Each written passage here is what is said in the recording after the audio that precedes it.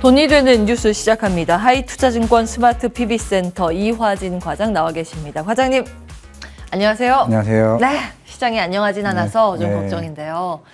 그 메릴 린치의 그 목소리 아마 들으셨을 거예요. 어제 나왔던 내용인데 한국의 주식시장 에싯에 의견을 내비쳤습니다. 내년 한국 주식 대차 서비스 수익 목표치 없음. 공매도 전면 중단 발표 전에 선제적으로 발을 뺀 셈이다. 이렇게 분석을 하고 있고 공매도 금지발의 외국인의 이탈인 것인가 물음표 어떻게 해석을 하고 계세요? 네, 결국에는 뭐 내년 상반기까지 공매도를 이제 중단하는 이슈가 있기 때문에 결국 시장에서는 이런 연속성에 대한 문제에 대해서 좀 외국인 투자자들은 조금 실망감을 이제 드러내는 모습이 있고 결국에는 이런 대차 서비스를 한다는 거는 일단은 메릴 린치 입장에서는 뭐 국내 증권사에 있는 일반 개인 고객들에 대한 주식을 빌려서 이런 결국에 그에 대한 이자에 대한 이자에 대한 수익으로 인해서 향후 공매도를 하는 전략인데 결국 그거를 이제는 메릴 린치 입장에서는 사실 조금은 그런 전략 자체에 대한 부분들이 조금 향후에 대한 전망성에 대한 부분을 조금 희망이 없다고 생각하고 있기 때문에 물론 내년 6월에 끝난다고 하지만은 결국에는 시장에서는 그냥 내년에는 목표치를 영원을 하든 아니면은 다른 해외 시장이 더 오히려 전략이 훨씬 더 좋기 때문에 뭐 일본이나 뭐 중국 쪽을 시장으로 가겠다라고 좀 생각을 하고 있는 것 같습니다.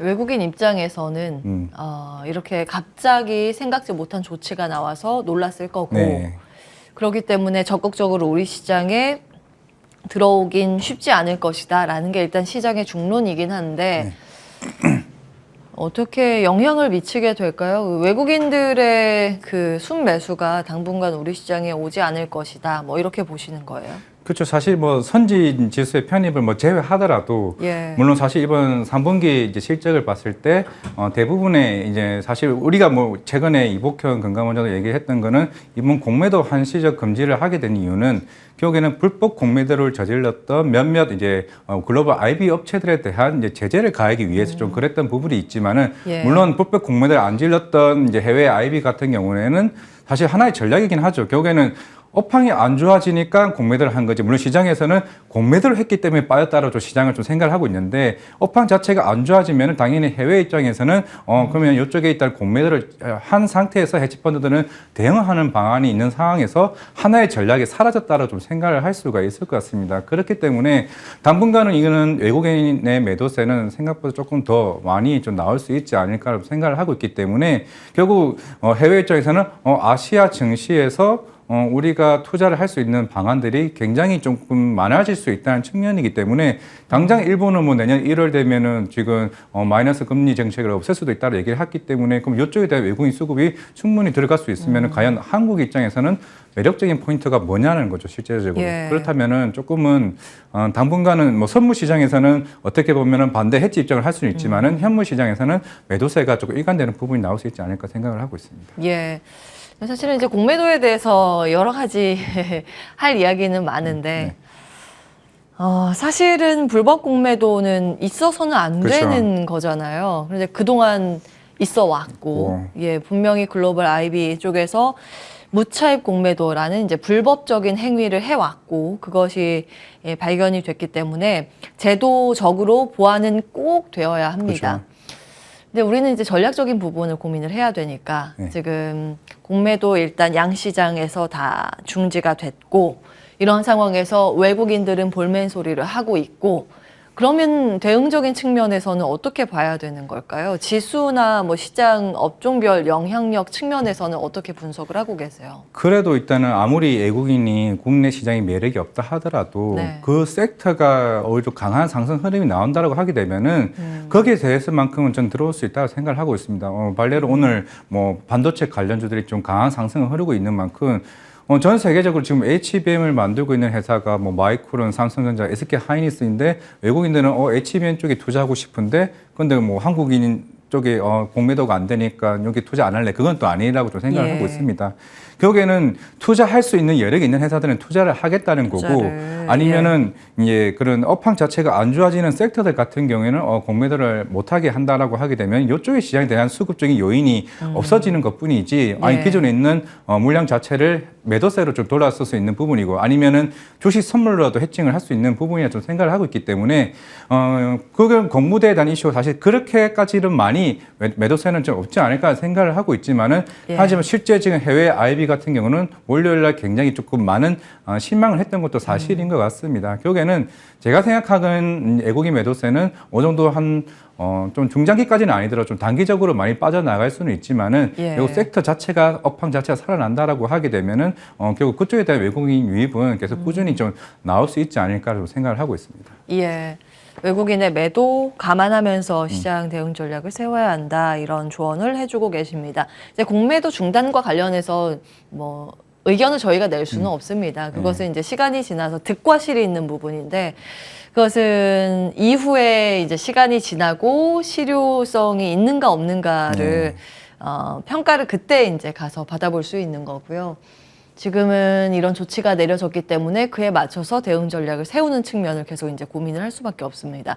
공매도 중단이 되면 일단 기존에는요.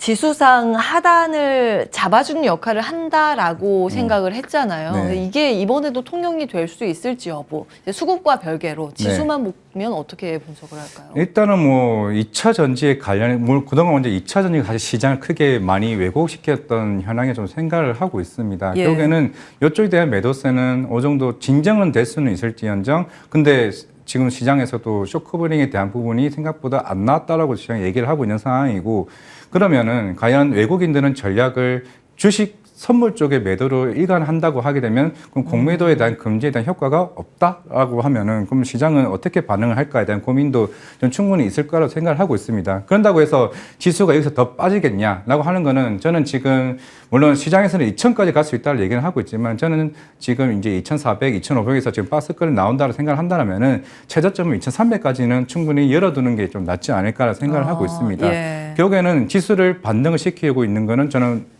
반도체라고 좀 생각을 하고 있고 그러면은 반도체가 물론 그동안 2차 전지가 상반기 때 워낙 이제 규모 자체가 커졌었기 때문에 2차 전지만 빠져도 시장 자체가 크게 빠졌다는 흐름처럼 뭐 2%, 3% 빠지는 상황처럼 나왔었으니까 결국에는 이런 규모 자체가 점차적으로 지금 줄어들고 있는 상황이기 때문에 그에 대한 지수에 대한 영향력은 조금은 점차적으로 제한될 가능성이 저는 있다라고 좀 생각을 하고 있습니다. 결국에는 실적이 이번 3분기 실적을 보더라도 실적 자체가 반등하는 흐름이 나오거나 회복되는 구간이 나온다고 하게 되면은 지수 자체 입장에서는 크게 더 이상 빠지는 여력은 생각보다 좀 덜 할 수 있지 않을까 생각을 하고 있습니다. 예, 지수는 어느 정도 수준에서는 바닥을 다지는 작업을 보일 것이다. 외국인은 수급 상황으로 봤을 때는 강하게 유입되긴 어려울 것이다. 이것이 이제 시장의 사실은 중론이기도 합니다. 다음 보겠습니다. 그러면 이렇게 어느 정도의 만약에 박스권에 들어간다, 바닥은 어느 정도 다지는 작업이 나온다라고 하면 좀 유리한 포트폴리오 비중을 둘 만한 업종과 그렇지 못한 업종이 나눠질 텐데 어떻게 분류를 하고 계세요?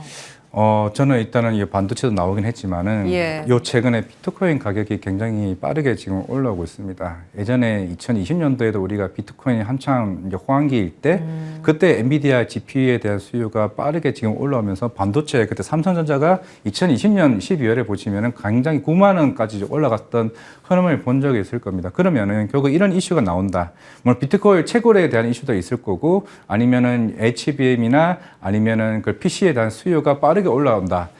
생각보다 그 재고에 대한 이슈가 한 4분기쯤에 재고 초수가 조금 빠르게 좀 일어날 수 있다라고 저는 생각을 하고 있습니다. 이게 비트코인 자체가 이게 단기적으로 지금 반등이 크게 나온 게 아니라 이게 중장기적으로 큰 흐름을 좀 갈 수 있다고 생각을 하고 있습니다. 비트코인요? 비트코인과 알트코인이 같이 갈 수 있다고 보세요? 아니면 비트코인만 갈 수 있다고 보세요? 비트코인이 먼저 가게 되면은 알트코인은 그 뒤에 따라 움직이게 됩니다. 아, 그래요? 그럼 방향이 같다라는 말씀이시죠? 그렇죠. 그래서 최근에 위지트나 우리기술투자가 계속 움직임을 보여왔던 거고 결국에는 그동안 주기적인 사이클 자체가 2024년이나 25년이 이제 비트코인이 코인 자체에 대한 세 번째 좀 정상기가 좀 나올 수 있는 좀 상황이라고 본다면은 싱가포르가 반도체 우리가 계속 올해 상반기 때부터 AI나 관련주들을 해서 HBM 시장이 워낙 이제 부각이 되어 왔었던 거고 결국 HBM 자체가 수요가 워낙 이제 많아지는 상태에서 비트코인 채굴로 인해서 PC 수요까지 지금 살아날 수 있다는 측면이라면 지금 중국도 지금 스마트폰 출하량이 좀 늘어나고 있고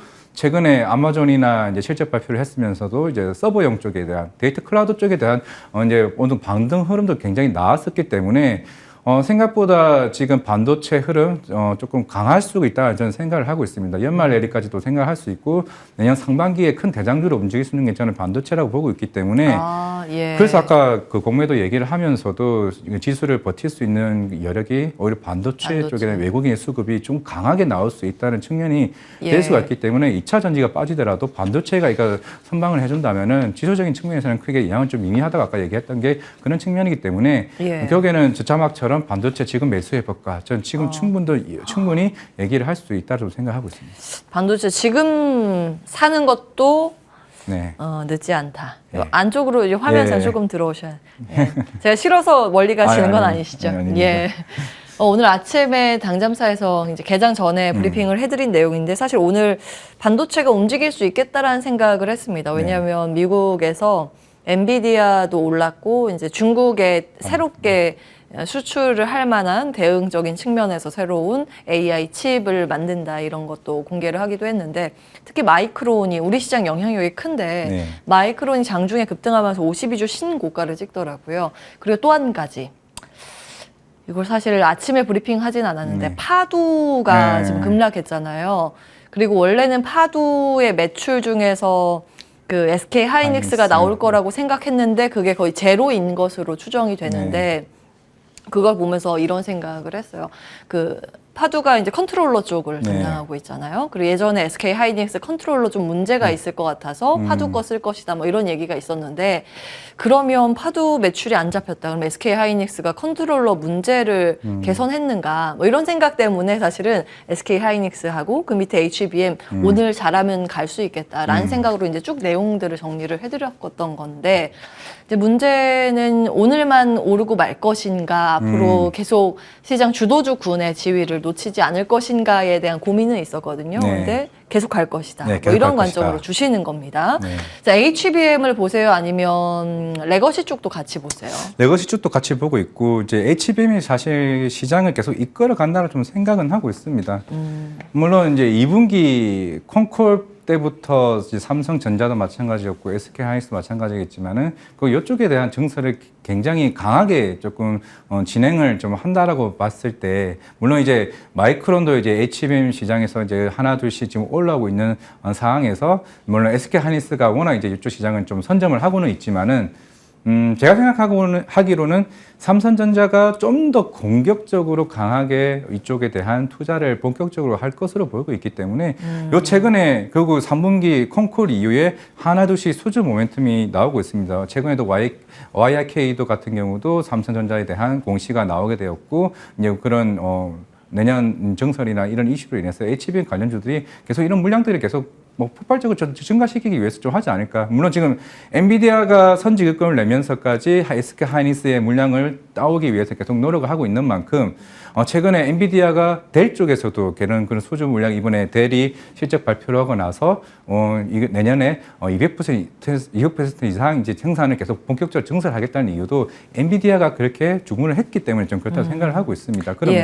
그러면 여기서 우리가 AI 그 자체 개발 칩을 만들려고 하고 있는 AMD나 마이크로소프트나 테슬라 도조나 애플과 같은 이런 다양한 이제 고객사들이 향후에 삼성전자나 SK 하이닉스, 뭐 SK 하이닉스 같은 경우에는 증설 속도가 느려질지 빨라질지는 모르겠지만은 오히려 삼성전자나 마이크론 쪽에 대한 주문도 더 같이 움직일 수 있다고 생각을 하고 있기 때문에 그래서 오늘도 뭐 이오테크닉스도 좀 급등이 한번 나왔었던 것 같고 물론 한미 반도체가 좀 강한 상승 흐름이 나오긴 했지만은 이 흐름이 내년에도 계속 쭉 저는 이어질 것으로 좀 보이고 있습니다.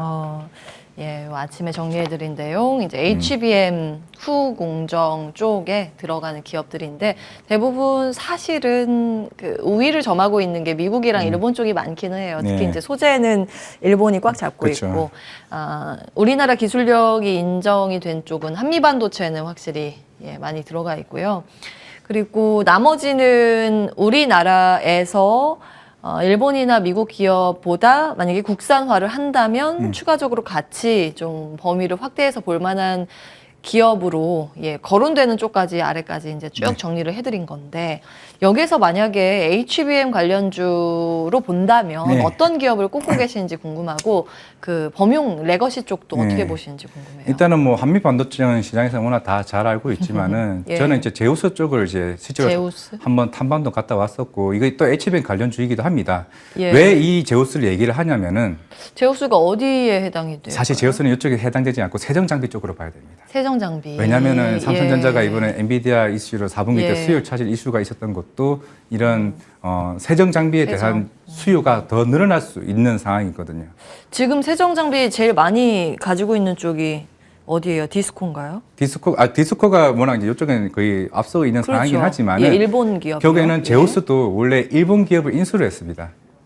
그렇군요. 예전에 4년 전에 원래 이거를 그러니까 웨이퍼 이제 그거를 이제 오염을 제거하는 회사가 전 세계에 2개밖에 없는데 이걸 일본 회사 하나를 제우스가 인수를 했고 이제 이걸 본격적으로 국산화 시킨 회사이기 때문에 이 회사는 삼성전자와 SK하이닉스 쪽으로도 이제 물량이 들어가고 있기 때문에 결국에는 이런 HBM의 수요를 빠르게 개선시키기 위해서는 당장에 지금 엔비디아나 미국에 있는 이런 고객사들은 굉장히 지금 급한 상황인데 결국에는 삼성전자가 이번에 엔비디아에 대한 수요 차질 이슈가 있었네. 그러면 제우스 쪽에 이런 관련된 장비들을 빠르게 물건들을 수요를 빠르게 빠르게 수주를 하고 이 물량들을 채워나갈 가능성이 굉장히 좀 높다라고 보고 있기 때문에 제가 이 회사를 한 7월 달에 이제 갔었는데 그때도 이제 마찬가지겠지만은 하이닉스와 삼성전자의 이 두 고객사를 두고 우리가 빠르게 올라갈 수 있는 쪽은 결국에는 우리 반도체 웨이퍼 관련된 이런 세정 장비 업체를 좀 봐야 된다는 좀 생각을 하고 있습니다. 직접 발로 많이 뛰시는 모양입니다. 네, 제우스를 탐방은 많이 가긴 합니다. 탐방을 가왔다라는 게 사실 이제 생생한 그 기업의 목소리를 저희가 대신 또 들을 수 있기 때문에 좋은 정보입니다. 일단 그 투자의 관점에서도 탐방 와서 보니 제우스가 괜찮은 것 같다. 일단 기억을 해보도록 하고요. 그리고 그 레거시 쪽에서는 어떤 종목 보세요?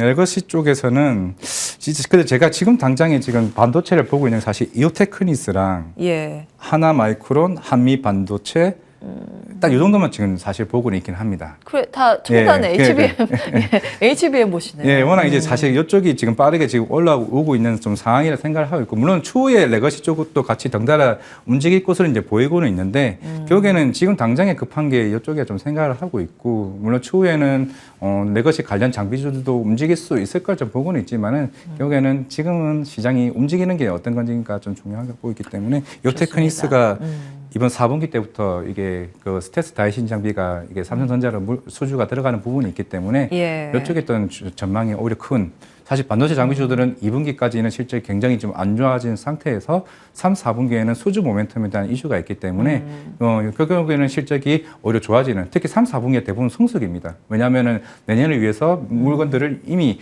수주 물량을 받기 때문에 그 실적들이 3, 4분기에 인식이 된다라는 모습이기 때문에 오히려 3, 4분기 때가 훨씬 더 좋아지는 행태다 말씀드리겠습니다. 예, 좋습니다. 종목 힌트 다 주셨고요. 그 지금 유튜브 채팅창에 파도에 대해서 글을 굉장히 많이 올려주고 계세요. 파도는 어떻게 보셨어요? 이게 파도 바닥이 어딘지 모르겠다. 뭐 이런 글도 있고. 연간 매출이 한 5억이었나요? 어제 3억. 3억. 저도 그거 보고 굉장히 놀란 상황이고, 사실 이게 상장되지 얼마 안 된 회사였는데 특례 상장 받았죠. 특례 상장방이었죠. 결국에는 이게 과연 이게 일시적인 이슈인가? 시장에서는 이게 물론 3분기보다는 추후에 한 4분기나 내년에 더 보는 입장도 있기는 하지만은 워낙 요 최근에 HBM 관련 이슈가 있었고 반도체에 대한 관심이 많았던 상황에서 이제 파도가 사실 빠르게 좀 올라왔었던 부분이 있었는데, 결국에는 조금은 시장의 투심 자체가 좀 꺾였다고 좀 보지 않을까 좀 생각을 하고 있습니다. 결국에는 추후에 뭐 SK 하이닉스든 아니면 삼성전자든 이런 관련된 실적으로 인식이 될 수 있는 좀 모멘텀의 이슈가 나오지 않는 이상은 생각보다 이 투심이 돌아서기는 좀 쉽지 않지 않을까 생각을 하고 있습니다. 왜냐하면 오늘 반도체가 반등을 하면서 저도 파도가 저걸 과연 오늘 축소를 시킬 수 있을까 하는 고민도 하고 있었는데, 결국에는 수급 자체의 요인이 일단 있다는 명확한 우리가 해답을 듣기 전까지는 파도에 대한 상태는 좀 쉽지는 않을 것 같습니다. 알겠습니다. 이제 보수적인 관점이었습니다. 유튜브 채팅창에 파도 이야기가 제일 많고 그 다음으로 공매도 이슈 논란이 있습니다. 이제 논란거리가 있고 저희도 알고 있는데 저희 이 시간은 또 전략을 점검하는 시간이기 때문에 제도에 대한 이야기는 다른 코너에서 다루도록 하고 2차 전지 공매도 안 줄었다. 이거는 어떻게 보셨어요?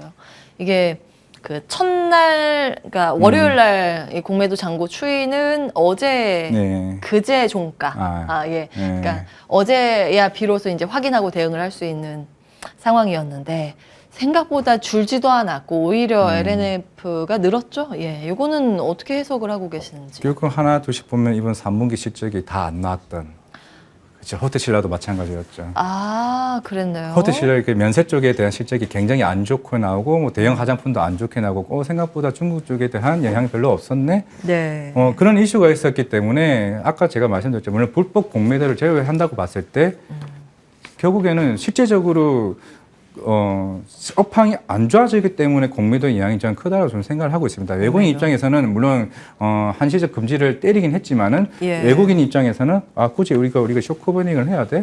우리가 아니면 주식을 쇼커버닝 통해서 주가는 오르겠지. 그럼 그걸로 현물로 사든지 그걸로 뭐 주식 선물로 매수를 하든지 그걸로 대응을 하고 결국에는 이거는 향후에 추가적인 하락세가 나온다라고 얘기하면은 결국에는 주식 선물로 매도를 때릴 수 있는 부분이 있습니다. 결국 그렇기 때문에 굳이 우리가 공매도를 팔 필요는 없는 것 같다. 결국에는 이 실적이 안 좋아질 수밖에 없는 상황이기 때문에 그러지 않았나. 물론 어제도 SK온이 증설 중단 이슈가 있고 오늘도 폭스바겐이 전기차에 대한 생산 중단에 대한 이슈가 계속 나오고 있습니다. 이거는 테슬라 일론 머스크부터 시작해서 현대차 그룹도 마찬가지였고 전 세계 시장 자체가 적어도 이번 4분기 내년 초반까지는 계속 전기차에 대한 수요가 빠르게 올라오기 쉽지는 않은 상태라고 얘기는 하고는 있습니다. 물론 CATL은 오히려 MS를 오히려 확보해 나가고 있는 상황이죠. 그렇기 때문에 오히려 더 경기가 회복이 되었을 때 과연 우리나라의 양극재나 이런 배터리 셀업체들이 이 시장에서 얼마만큼 캐파를 올릴 수 있을까에 대한 고민도 굉장히 있는 상황이다 보고 있기 때문에 그렇기 때문에 외국인 머릿속의 입장에서는 일단은 당분간은 하방을 좀 봐야 된다라고 좀 생각하지 않을까라고 생각을 하고 있습니다. 하방. 그러니까 이게 닭이 먼저냐 달걀이 먼저냐 이런 차원인데 사실 안 좋으니까 공매도가 몰렸던 거고 공매도가 몰려서 또 안 좋나 해서 좀 더 파는 물량이 나올 수도 있는 거고 이게 맞물려 있는 그 구조라고 이제 설명을 해주신 거고 전기차에 대해서 수요가 단기적으로는 불확실하기 때문에 그에 따라서 이제 눌림을 받고 있는 2차 전지 여기에 오히려 더 주목을 하셨습니다. 수급보다. 그래서 그런 내용들 이제 보수적인 관점을 챙겨주고 계십니다. 오늘은 여기까지 하면 되겠네요. 하이투자증권 스마트 PB센터 이화진 과장과 함께했습니다. 고맙습니다. 네, 감사합니다.